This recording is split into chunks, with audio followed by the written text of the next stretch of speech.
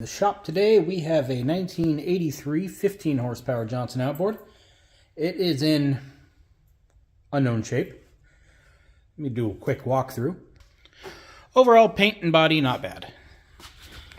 So we got some problems with the idle adjust knob here being quite broken. Somebody was using pliers to turn it for years. It's done for. Missing a tilt pin. Fair amount of mud on the lower, but not a big deal. Transom clamps are tight. We are missing the rod and handle for the tiller.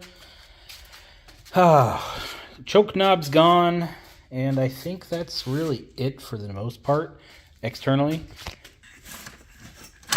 It does work, so that's the important part. Let's get the hood open. The knob here is quite tight and pretty basic looking in here. Power head model number matches the plug there to the body, so we have the original power head. We don't have any paint chipping or falling off. It all looks like it's there. The standard missing air box, dirty old carburetor, so not too bad. A few missing parts. Probably wasn't running right. Probably tried fixing the carburetor and the parts didn't make it back on. So we have a handful of missing parts here, but nothing really sticking out like it's the end of the world. You know, just standard stuff, I guess. The plug's out. Do a spark compression check. Plugs look like they were kind of recently cleaned up.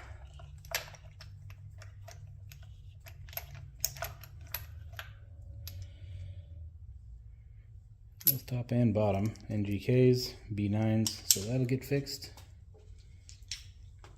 Okay, spark checker and compression gauge are on the top cylinder. Spark.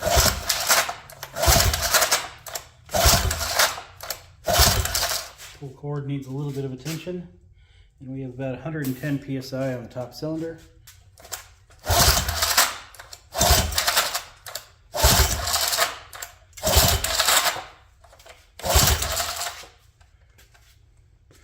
And about 110 on the bottom. So, internally and spark-wise, good motor. Until the clamps are off. So somebody was probably trying to fix something in here. And that's been like that for a long time. So, given how the carburetor looks and the fuel pump, I guess to see if this thing runs, we should just open that carburetor up and clean it. And fix the pull start and take it from there. To keep costs low on the repair of this thing, I'd like to see what's wrong with it first. There's a good chance we don't even need to clean the carburetor. However, given the fact that this thing looks like it hasn't run in years, the obvious attempts at repairs and replacing of parts, there's something going on. This hose is pretty old.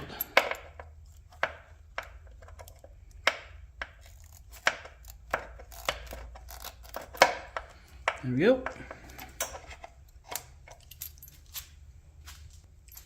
Now we don't want to mess with the starter if we don't have to. Set my wrench over there. So what that did is allowed me to be able to move the starter without it being annoying.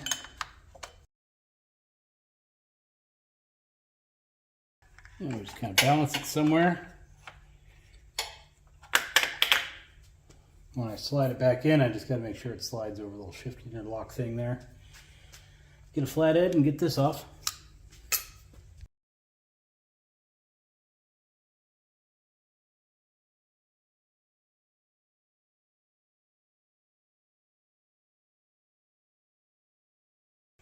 Okay, idle knob adjust. A little weird.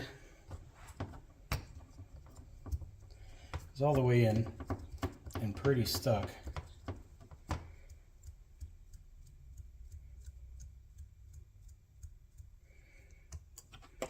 The seal, long falling apart, like they packed it with grease to try to get some more life out of it. See, there's some of it. some more of it. We probably have that plastic fitting down there. Nope, no fitting. Good. Okay, let's get this hose clamp off.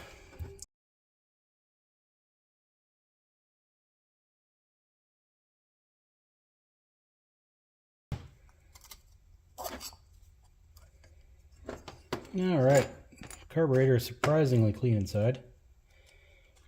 Wouldn't think that's the case given how the outside looks. The float is okay, not stuck, and the actual little, this thing looks pretty well clogged.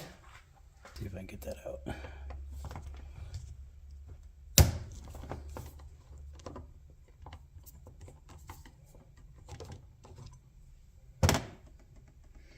Yep. There we go. Just had a old oil clogging it up.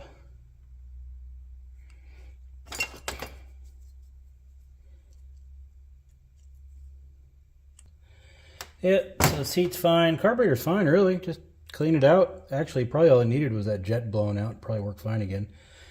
But that ain't how we do things here, because all those specks of dirt and dust and all that junk sitting inside of there is going right into that motor.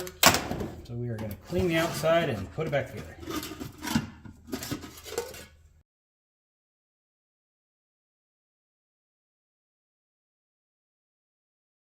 Now, everything on this engine is just stiff and tight. Like, nothing on it is smooth operating. Or operating smoothly, if you want to speak correctly. So, we need to take things apart, clean them, and put them back together. Luckily, it doesn't cost anything, except for my time. So, it should be pretty easy. Assuming I don't lose cotter pins and washers. So, we got a wave washer, followed by a normal washer. We should have that other thing in there. Little nylon. Yeah, right there. Okay, there's the nylon. We should have a bushing underneath. Tackle that in a second. Hopefully I can get to these. Nope.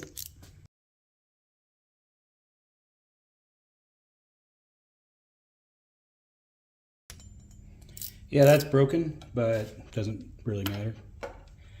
Once it's together, it holds fine. I can get it up by bending that a little bit, but hopefully moving this, I can get a little more leverage out of it. I also want that bushing to stay put. There we go.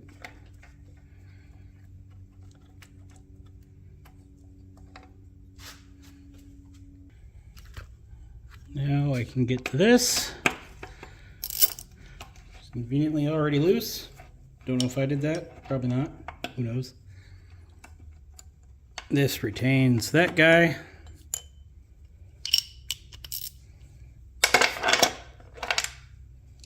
You know, I have a little workbench. I don't know why it's not over here. Anyway, this is reverse thread. So I'm going to unscrew it by going that way. And yeah, that knob ain't moving.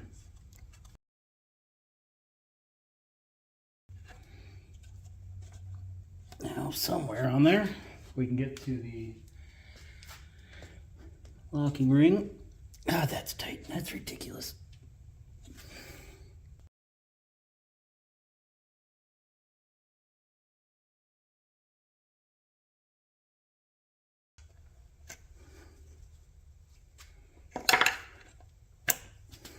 Perfect.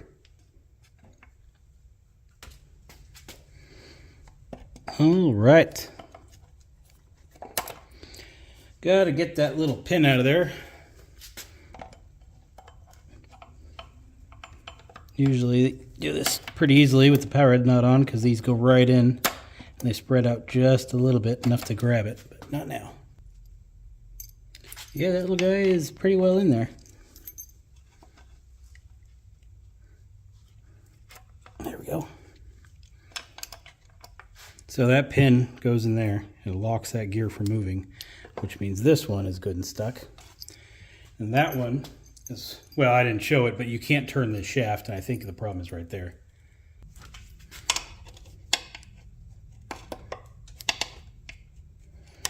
Come on, little guy. You can do it.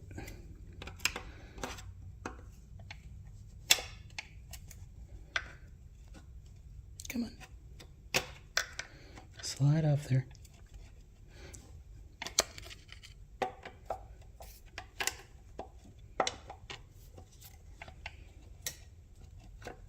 Come on.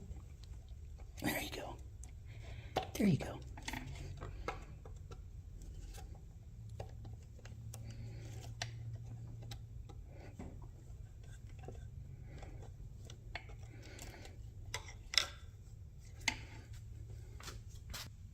Okay, I don't really know what's going on here because this big plastic piece looks like it's formed into the front of that gear now. So I don't know. This should have a little, this shaft that runs through here is a little square thing. Like this gear is independent from that shaft, but this thing is not moving. I don't know what happened here.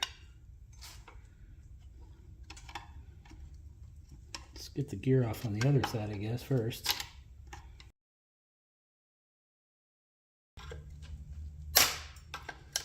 It's not releasing from this shaft at all.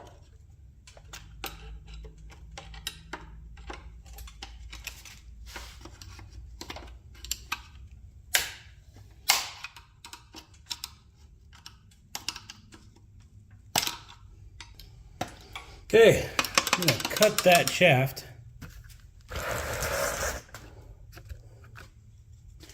This guy right there. And try to figure out what's stuck and what's going on. This whole thing is weird.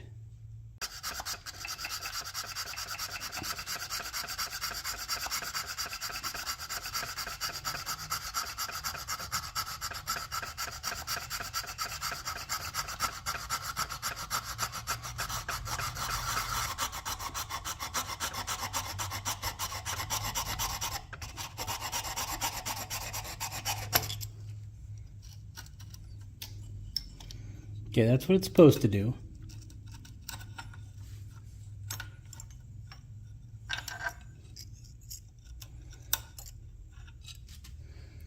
But why isn't it?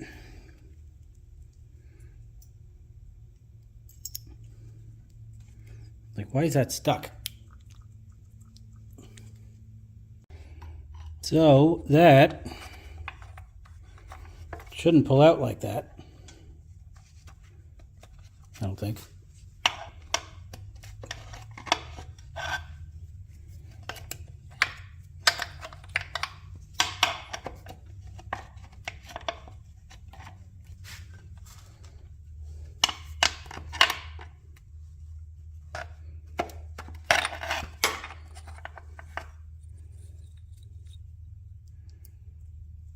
So it's supposed to go in from the back. This is weird. What is going on? And I don't know, but something's going on there. This should go and get installed from the back. Somehow it got pushed forward through the front of the gear, like so, and that's how it was installed. Why was it stuck? Why is it still stuck on the other end? I have no idea. So yeah, this is weird. Well, I suppose it's time to clean these holes up.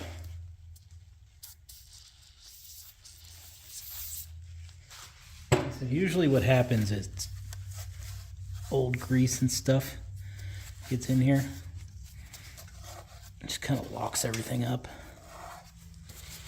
I don't know if that's the case here or not, but pretty good chance.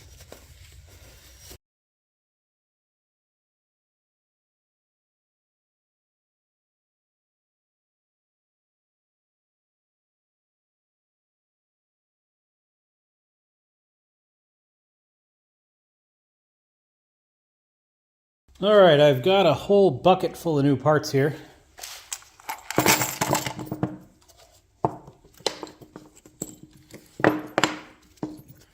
So new upper gear, new outer gear, lower gear. So I think I know what happened. So all these parts are made to have an orientation to them.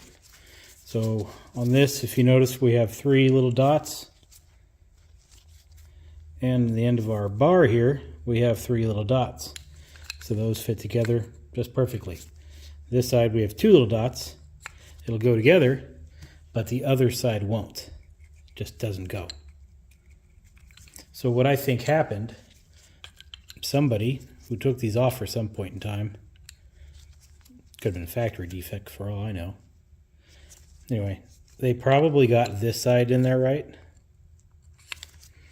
But when it came to this end, they got it upside down. And they just forced it together, blowing out this back end. That's my guess. Because here's the gear we took off, and here's what it's supposed to look like. You can see that, if the camera focuses, but yeah, you can kind of see that it's pretty broken. So I think it kind of blew the rod out and caused everything to bind up and not turn. Somebody took apart the tiller handle thinking that was the problem and probably gave up. I don't know. It's my best guess. So anywho, we will put this back together and see what happens. This gear goes in first. So put it in, and if it rotates okay, then my sanding is good enough. We will see shortly.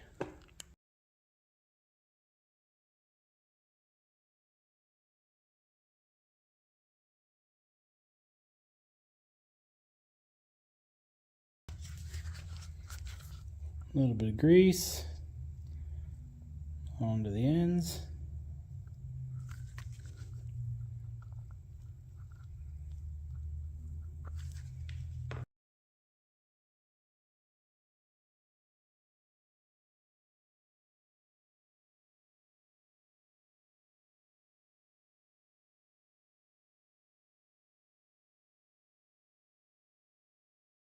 It's time for that idle stop adjust thing. And the knob here. It's a replacement one.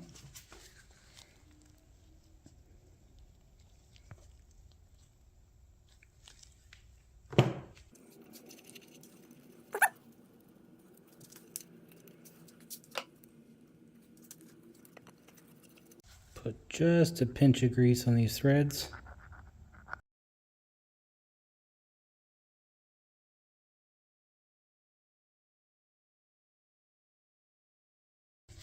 Install the bolt that keeps this thing flat. So yeah, see the flat spot? That's what this bracket does, is it holds this down to let this slide out.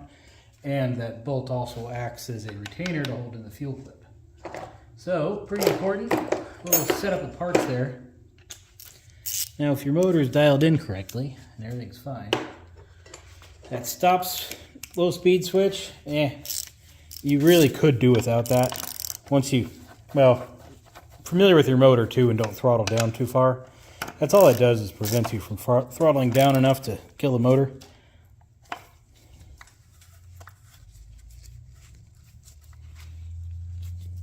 So not a big deal. But anyway, that's all it does is just kind of sit there.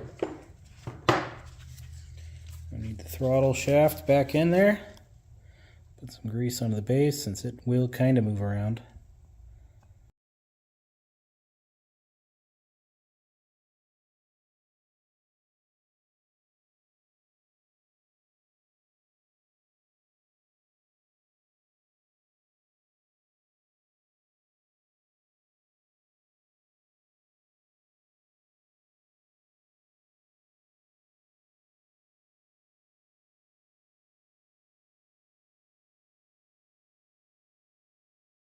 I told myself to put that nut back on before I did anything. You can see that I did that. So I'm going to back the screw out.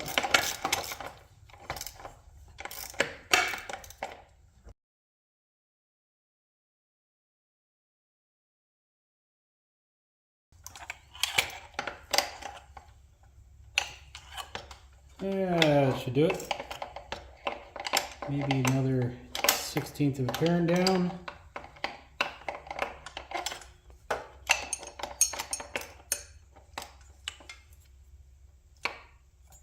That should work.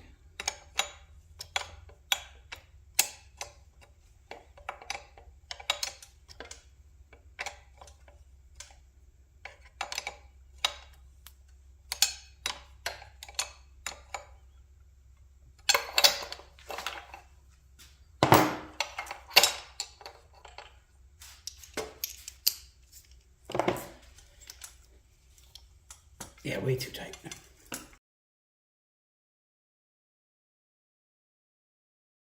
Okay, now for the tiller handle fun. There is a bushing stuck inside of there, which I haven't yet tried to remove.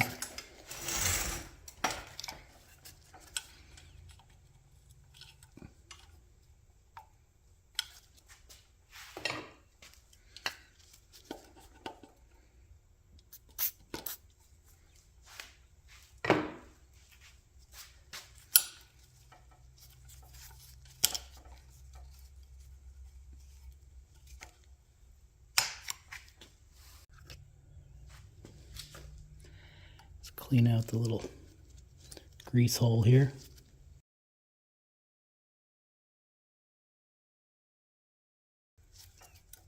Yep, some PB Blaster down that hole did it. There's the bushing. Same situation as the rest of everything here. This is probably old and crappy.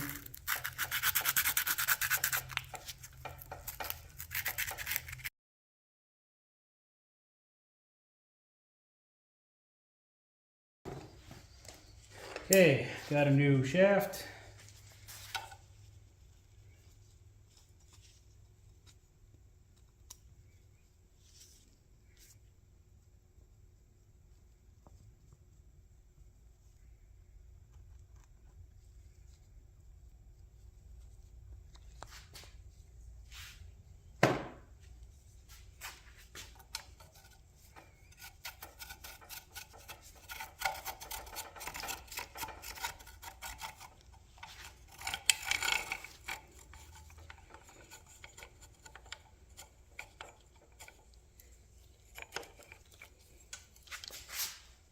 Gotta make sure this is gonna be aligned correctly.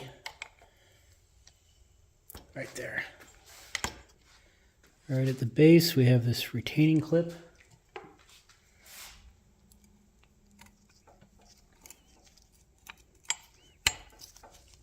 Okay, we have this thing.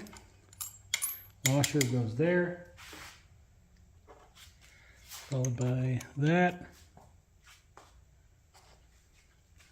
Followed by some grease. Yeah, got that backwards. No surprise, right? Spring. Followed by this thing. Okay, now got to find the handle right there. Perfect. Probably goes that way. This is fun because as you compress the handle down, those notches got to fit in there, but you also need to line up the hole to the back of the shaft, so it's either going to be perfectly fine or fight you the whole time. Okay, that wasn't that bad.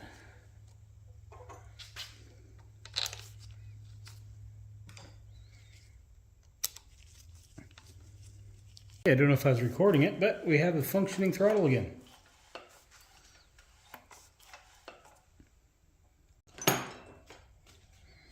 And because I have it, attempt to put this thing back in there.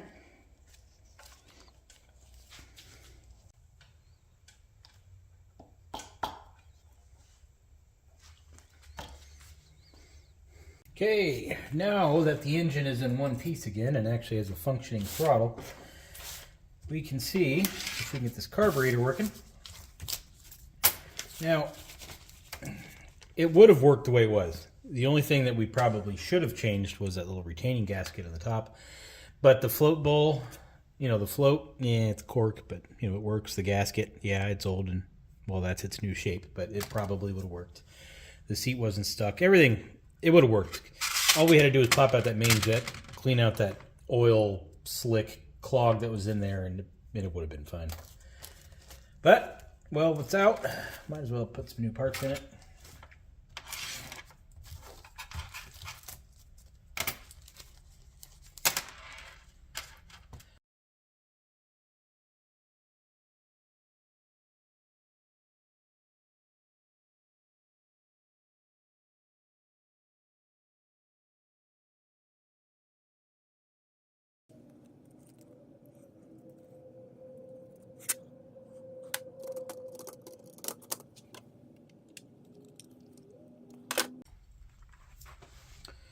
All right, we're using the 9.9 15 horsepower notch on our gauge,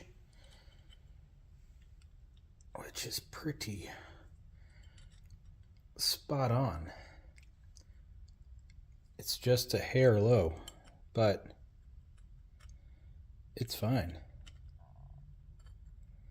Hair high, I mean. But it's parallel the whole way.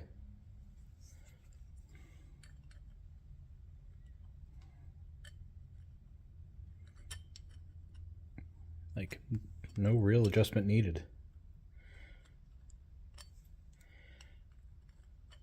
Usually you gotta do, a little bit. But, I don't know. These kits, usually, pretty nice.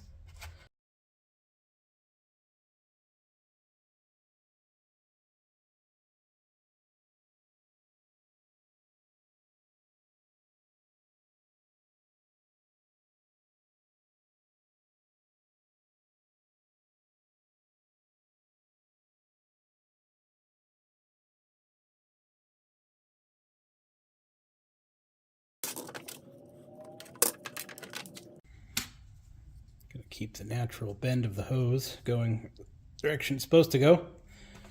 See what I mean? Like that goes there. So I leave the bend where it's supposed to be. Not gonna use the big zip tie gun on this, just because I'm using the little zip ties. Okay, we got our new gasket and our nuts. Let's shine a little light on the situation. There we go. Gasket first.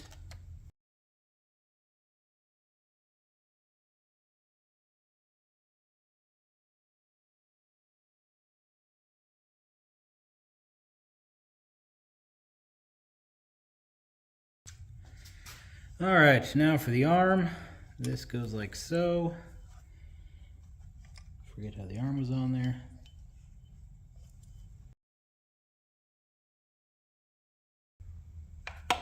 Check for smooth operation. Looks good to me. Check the throttle cam follower. So there is a notch right there. See it? Just that little tiny, it looks like a little tiny pile of grease or something on your screen, but anyway, that's a little stubby notch. Right when that notch comes in contact with that roller, this thing should start to move. So we're in contact right now. If I go any further, it starts to move. So we are timed right where we should be. So no adjustment needed to that little screw, basically is what I'm saying. Okay, starter is pretty not very good. Gonna lube the spring up a little bit, like so. Things probably hasn't been cleaned or re-greased in a long time. So that's kind of important. This red rod needs to slide into there. This bolt needs to come up a little bit.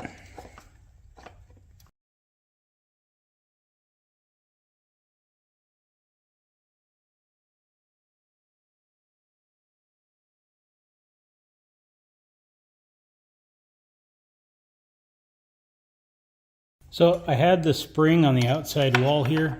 That's not where it should be. It should be on the inside, but I was able to push the spring down and get it back in there.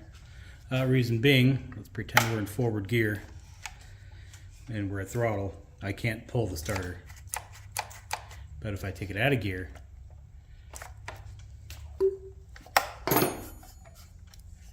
well, oh yeah, throttle down. So if I take it out of gear, it doesn't grab the starter. So anywho, starter feels so far like it's working fine. That's torqued to spec. Yeah, we're good. I'm not going to put a zip tie on this end, just in case that does need to come off again.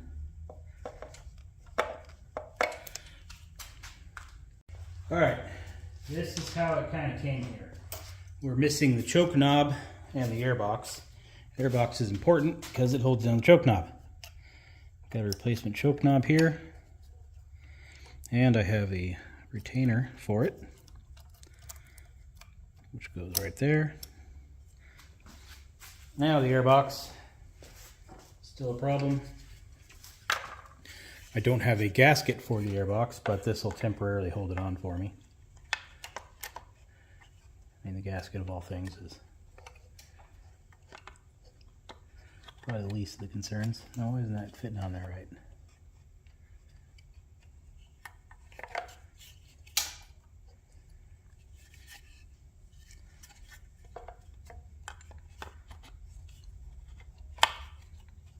Oh, apparently it is. All right, whatever.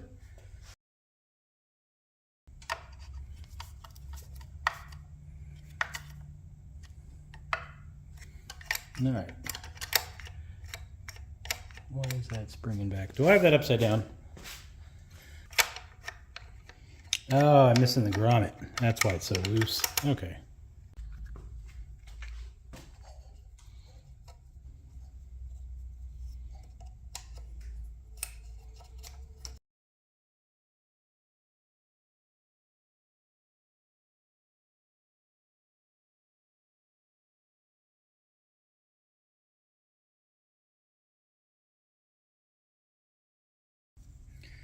Let's get our needle back in.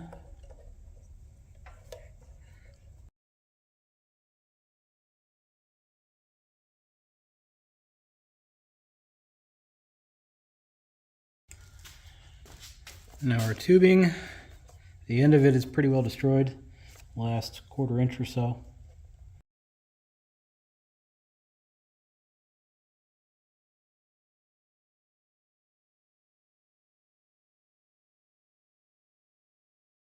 Okay, two L77 JC4s, gapped using my little spark plug tool there. All right, now that we got controls and it's all in one piece, we can see if it's actually going to run. We do have a fuel leak on the gasket of the base cap thing. Not going to prevent it from starting it, but it is definitely notable. And I also think we have one, the lower little housing down here. So I'm going to need a fuel pump. Not a big deal.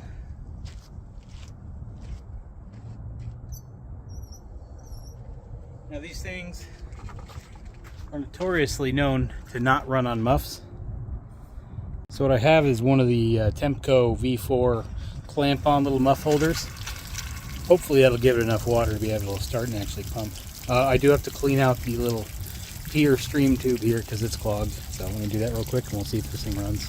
Alright, here's some choke, some throttle, and some pulleys.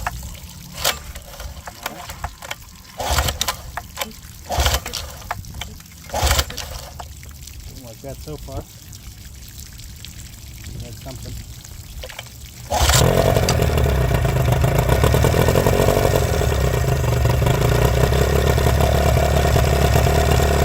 We're not pumping water. Not expected though.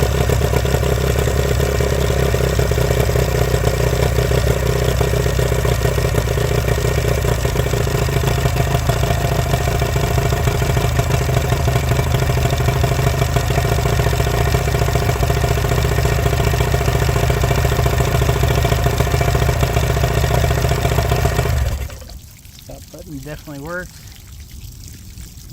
Box pretty cold still. Restart fine.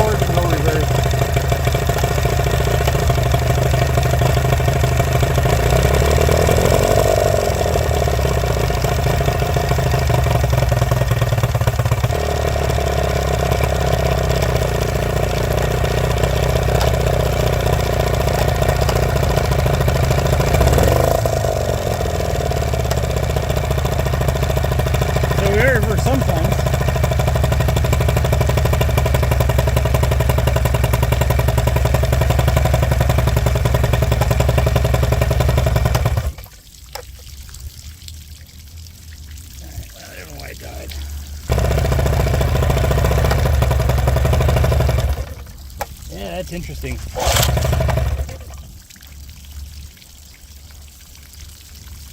Fuel pump doesn't feel like it does anything.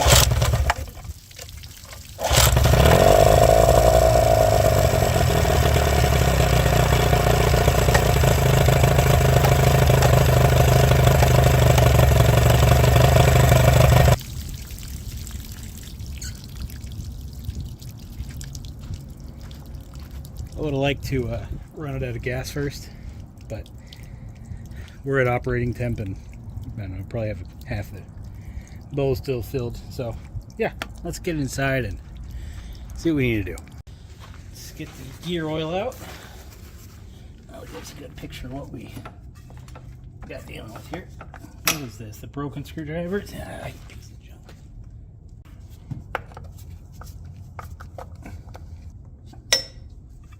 Oh, that's cute. All right, well, definitely need a seal kit there. Okay, here's what I got so far. We're going to need 5/16 fuel line, 5/32 fuel line, carburetor kit, fuel pump kit, airbox and choke, spark plugs, throttle gears, idle knob, and tiller handle. We need a trim pin as well.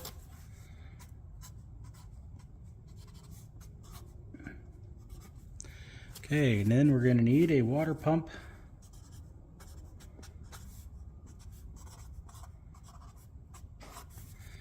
Drive shaft O-ring.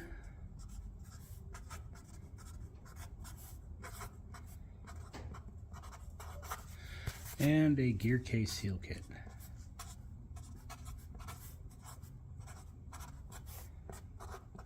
All right, let me go type out some prices.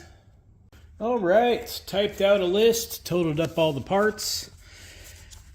Yeah, it's not cheap. Now, a lot of people, when they see this, they kind of like, "Ew, that's way too much money for that little motor. My lawnmower was only $100 to fix."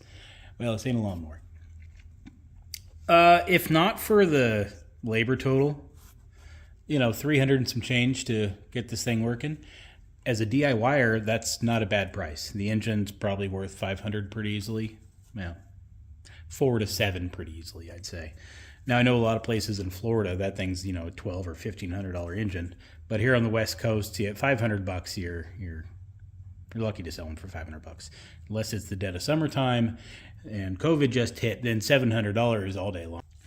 So now that I've done all that work, replaced all the parts, and I know that it runs and it doesn't have a rod knock, I can now take it to the customer and see if he wants to fix it for that price.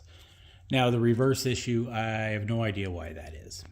So I'll tell him, you know, worst case, I replace the lower or replace the gears, probably run another $100. So $500 to $600 to get that thing going again, which isn't a bad price, really, if you think about a, you know, good running, reliable engine. That's perfectly doable. Okay, workbench has been cleaned up. We can get this thing on here now. Get the engine up. Tilt pin can go in. And we'll get the lower off. Missing a bolt there. Hopefully it's not broken. Let's see what it turns out. Oh, missing 2 bolts.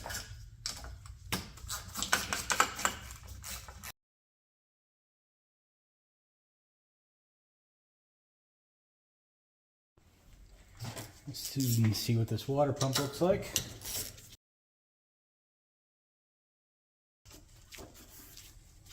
Yeah, I don't think that water pump was going to be doing much. 2, 3, 4. 4 veins. And there's 5. 1, 2, 3, 4, 5. We're missing 1 vein. Not a big deal. Let's hope it's not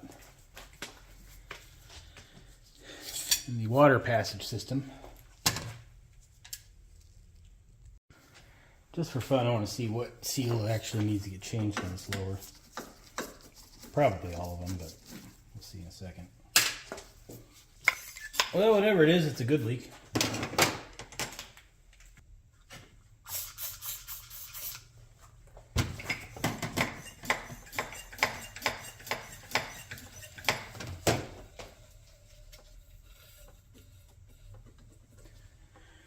So what I was predicting was the shift rod seal, and guess what seal's leaking? I should have said that before this video started. The reason I predicted shift rod seal is because labor going into rebuilding this gear case is pretty much the shift rod seal. Any other seal you can change without ripping apart the gear case. So let me pump it up. Hear it?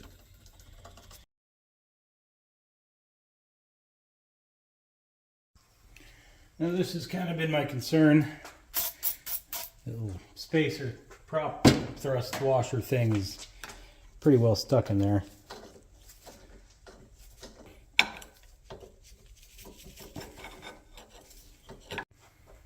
Maybe I'll let it be for right now. Oh, I don't know if I mentioned it, but I found the other vein for the water pump too.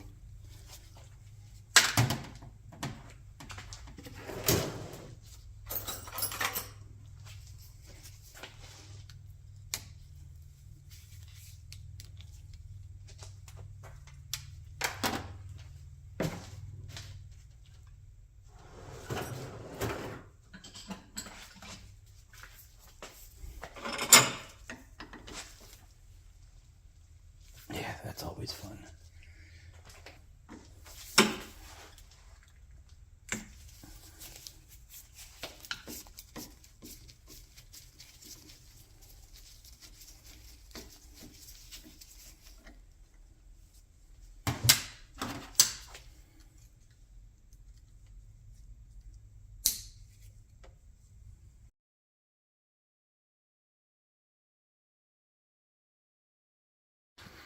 Okay, to get the bearing carrier off, we use this special tool, 386631.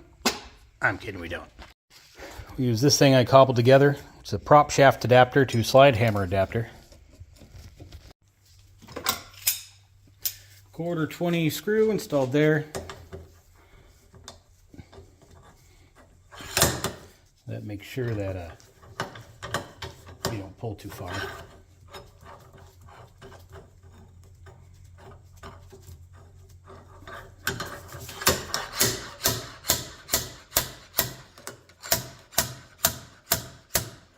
That's interesting. That's the hardest one yet.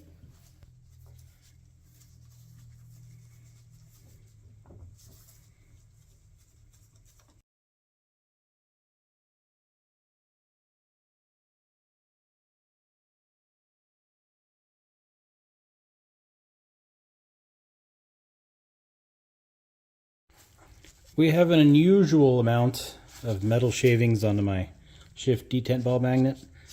Usually you don't really see these in these smaller motors. Big V4s, oh yeah. Little ones, not so much. But hey, that looks pretty nice. Pinion, similar.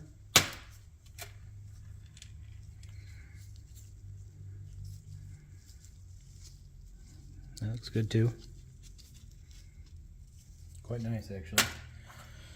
All right, so let's get our slide hammer off.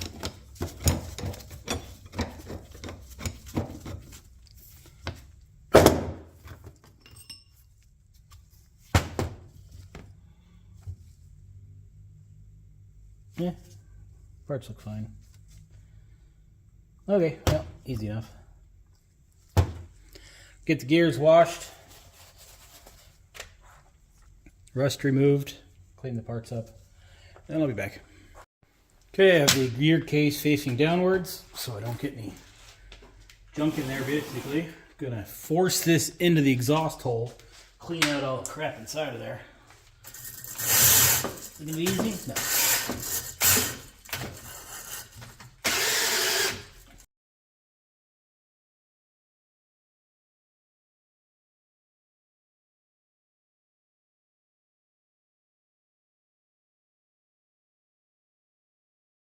Okay, I'm going to do the shift rod, which means I need the little big slide hammer.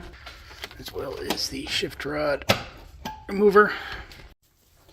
I always hate doing this. This is just annoying. So this is going to go inside the hole here. The shift rod should go. This will connect to the other end.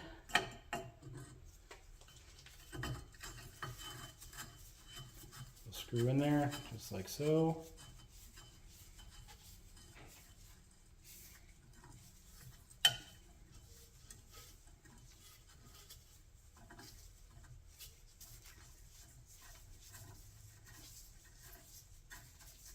A lot of threads apparently. All right, it's in there, so I can take the handle out of the tool. So, and start slide hammering.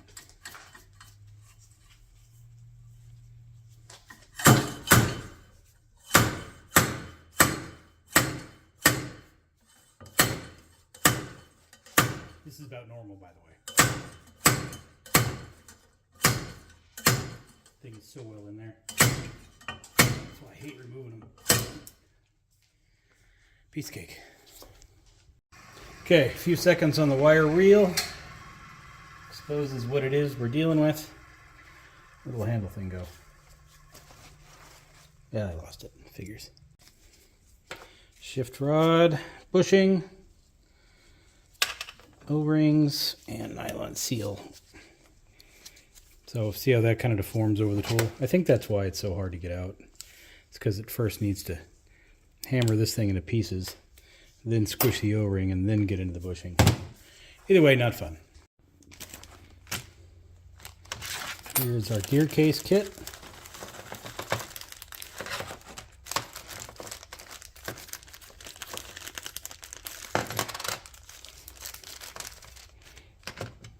That's what we need right now. We need the installer 304515. It's going to go bushing. A little bit of grease on the O-ring.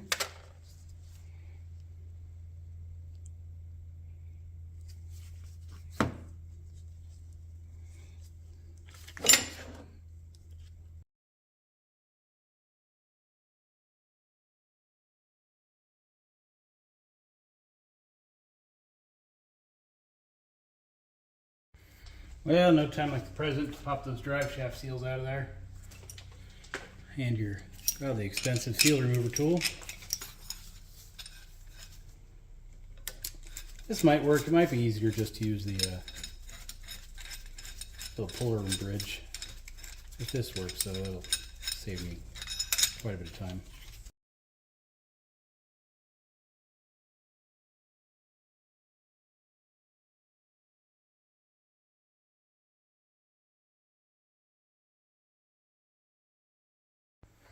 Okay, drive shaft seals are going back to back. So, like that. 326554 is going to be our installer tool. We have a deep side and a short side. Deep side is going to be the lower one. Short side is going to be the upper one.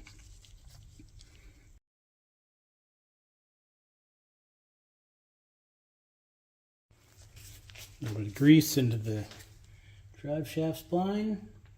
Drive shaft opening.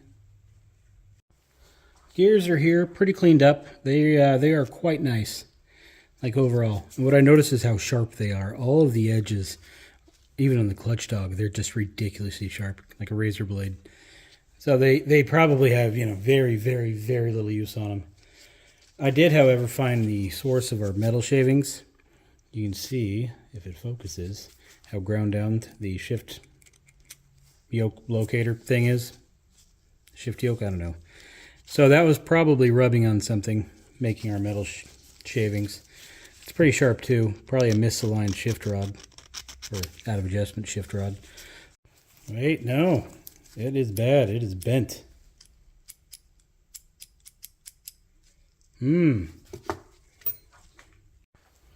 Okay, here's a well-used one. That's how it holds the cradle. You can clearly see there's a little bit of a difference. So, it is not only bent wide, but this arm, the one that's not ground down, is straight. This side is bent. Oh, no, that side's ground down. Okay, never mind. It's hard to tell. So they're basically, instead of being, parallel with each other, they're kind of like that. And I can try to tap and straighten that all I want, but I don't think it's a good idea. Considering just reusing this one. Yeah, it's ugly and older, but better than this thing. Yeah, because that's a joke.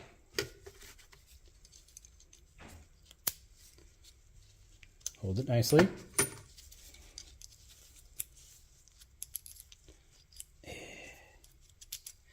All right, he's getting a new one. Okay, forward bearing.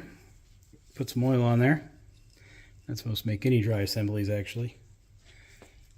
So, slide the bearing back into its little seat. I'll use my wrench, not that one, to hold the bearing. Get the prop shaft back out. Okay, didn't record that. I feel I should. Let's take it back out. All right, so I installed the shift locator tool, the shift yoke locator, which is basically a cable with a thread on it. Threaded it through the shift rod hole and into our little shifter yoke. Then I get our forward gear, sets inside like so. And just kind of lay it all on there and pull the yoke locator tool. And it guides everything, in theory, where it's supposed to go. A little bit of shake, and it's all in their spot now.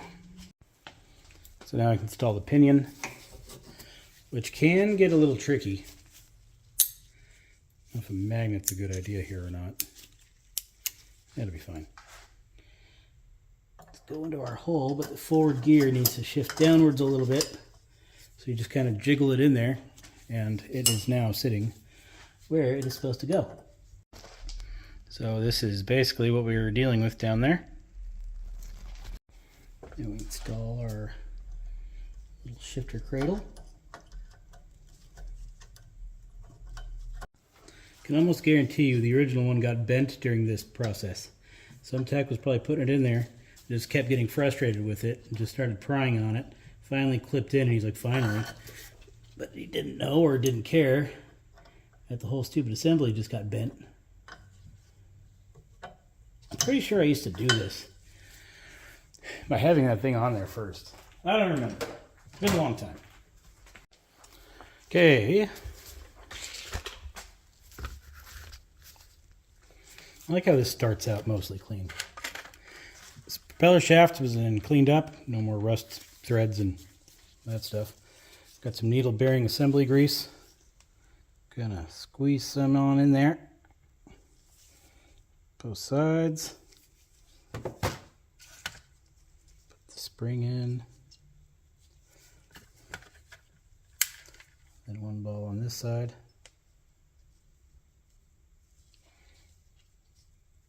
And one ball on this side. Clutch dog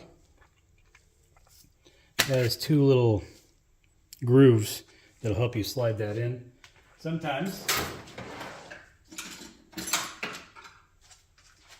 can use a little flat blade and kind of push it in. Don't think I'll need it. The key is not to rotate that so those balls don't fall off.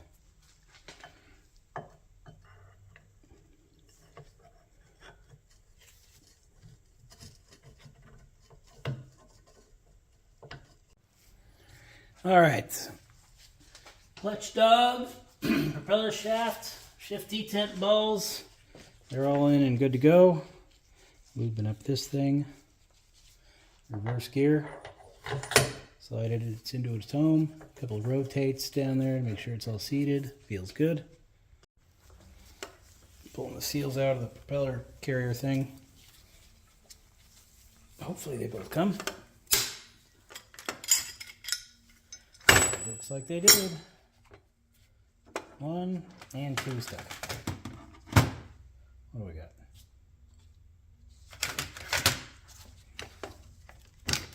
Perfect. Okay, propeller shaft seal installer 342663, single lip propeller shaft seal.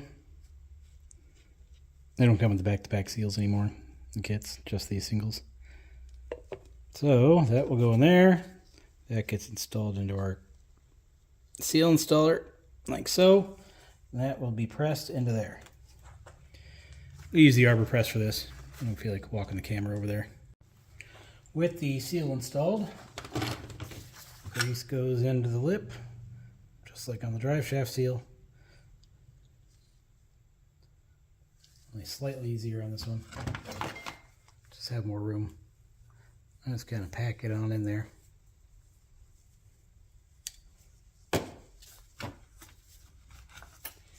Okay, that's done. This O-ring's got to go. Clean out the grooves. Use the wire wheel, made life easy.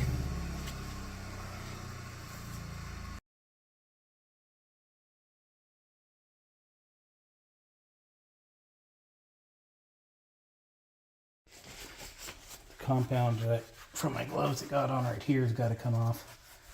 Again, when it dries, it's a nightmare to wash it off. Okay, I already tapped the holes down there. Didn't mention it or record it, but it happened. Well, not new, but hardware has been cleaned. Gasket compound installed onto the screws. Make sure they never get stuck. All right, shift rod is adjusted. Drive shaft is installed. Therefore, gear case is mostly done. It's time for ye old water pump. Looks like all this is in order. Looks like we're going to use grommet number 3.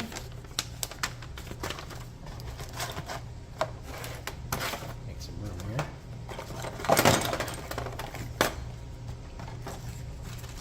Okay, we got Molly Lube, a little case pack of something. Let's see what we got in here.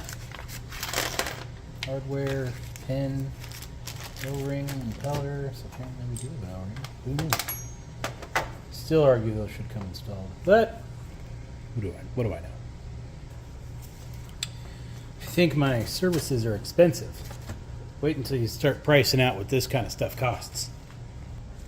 All these fluids and everything, ooh, they get expensive quick. That way, yep.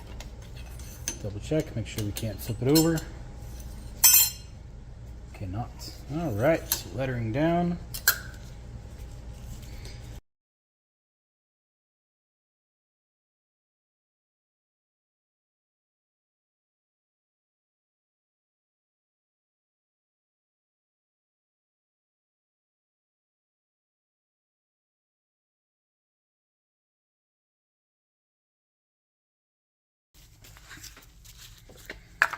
Triple guard grease to the outside, well, entire O-ring actually.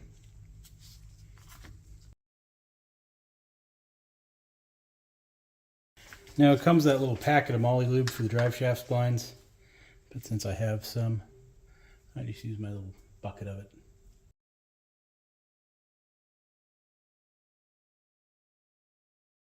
I'm going to use a torque limiting chasing tap setup to clean up these holes.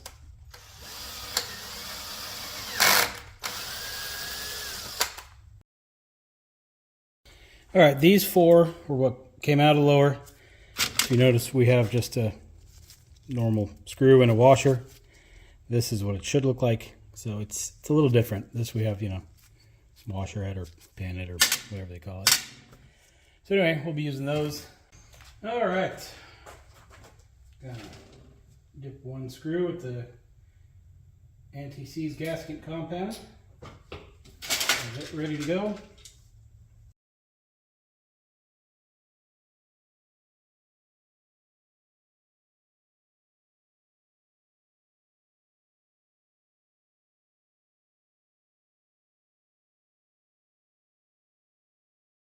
Got it mostly cleaned up.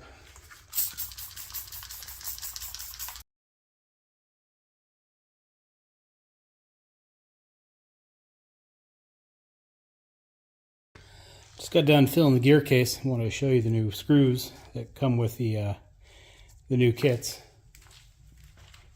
They've been coming with them for years, but you know, the original new kit screw. So if you come across some guy selling one of these things and just had the lower rebuilt, it's got these in there, or it doesn't have these in there, they either used an aftermarket kit or they didn't rebuild it like they said they did.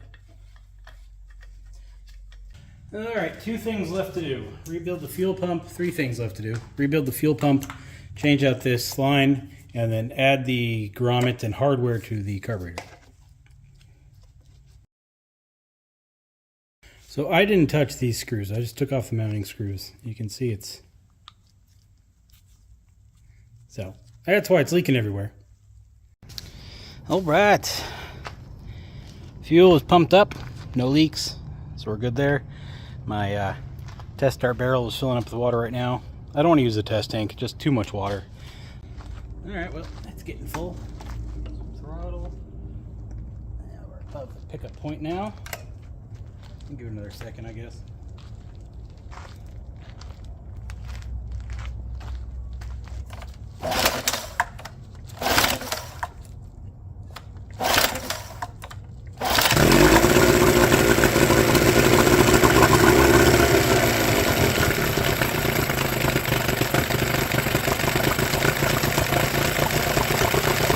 I had to blow out the water hole pumping time.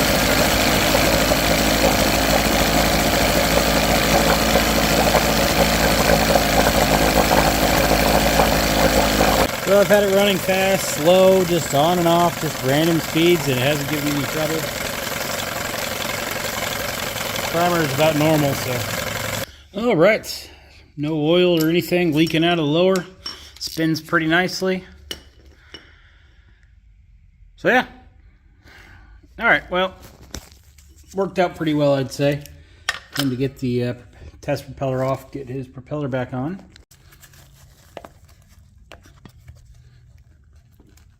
See, people grease the splines of these things, which you know you're obviously supposed to do, but they always miss out on the base here. That's why our last one was nice and stuck. So I get the whole thing. My $13 airbox gasket has just arrived. Just a little piece of foam. Quite expensive. But we probably won't be buying one of these again. It's 1/8 of an inch thick. Just put some of the 3M on there. 3 little dots just to kind of hold it down.